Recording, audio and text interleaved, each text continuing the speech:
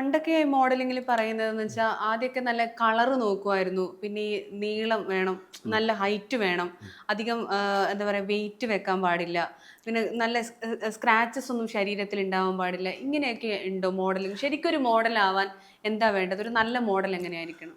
ശരിക്കും ഒരു മോഡലാവേണ്ട hard working consistency എന്നൊക്കെ നമ്മൾ പറയും. ഒരു നല്ല മോഡൽ എന്ന് പറയുന്ന ഒരു കോൺസെപ്റ്റ് തന്നെ ഇപ്പം വ്യത്യാസപ്പെട്ടിരിക്കും. മുമ്പായിരുന്നു, പക്ഷേ ആ സ്റ്റീരിയോ ടൈപ്പ് ഇപ്പോഴും കൊണ്ട് നടക്കുന്ന ഒരുപാട് പേര് ഇവിടെ ഉണ്ട് കേട്ടോ. ആരാന്ന് പറയുന്നില്ല. പക്ഷേ അവരെന്താ വെച്ചാൽ അവരെ സംബന്ധിച്ച് അത്തരം കൊറിയോഗ്രാഫേഴ്സ് എന്നറിയോ ഹൈറ്റുള്ള മോഡൽസിനെ മാത്രമേ കൊണ്ടുവരൂ. അല്ലാതെ ബാക്കി ഹൈറ്റ് കുറഞ്ഞ മോഡൽസ് കണ്ട് അവർക്കൊരു പുച്ഛമാണ്.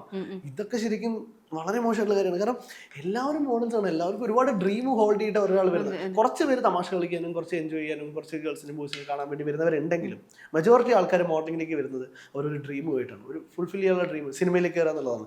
ഒരിക്കലും മനസ്സിലാക്കേണ്ടത് മോഡലിംഗ് സിനിമയിലേക്കുള്ള റൂട്ടല്ല. മോഡലിംഗ് ഡിഫറെൻ്റ് ആണ്, ആക്ടിങ് ഡിഫറെൻ്റ് ആണ്. പക്ഷേ ഒരു പരിധി വരെ നിങ്ങൾ മോഡലിംഗിലൂടെ നിങ്ങൾക്ക് ആക്ടിങ് ആക്സസ് ചെയ്യാൻ പറ്റും. മോഡലിംഗിൽ ഒരുപാട് പേര് സിനിമയിൽ വരുന്നുണ്ട്, സത്യമാണ്. പക്ഷെ മോഡലിംഗ് നിങ്ങൾ അഡ്വാൻസിലേക്ക് പോകുന്ന സമയത്ത് മോഡൽസിന്റെ കുറച്ചുകൂടി എക്സ്പ്രസീവ് ആയിരിക്കരുത്, അങ്ങനത്തെ കുറെ കാര്യങ്ങൾ.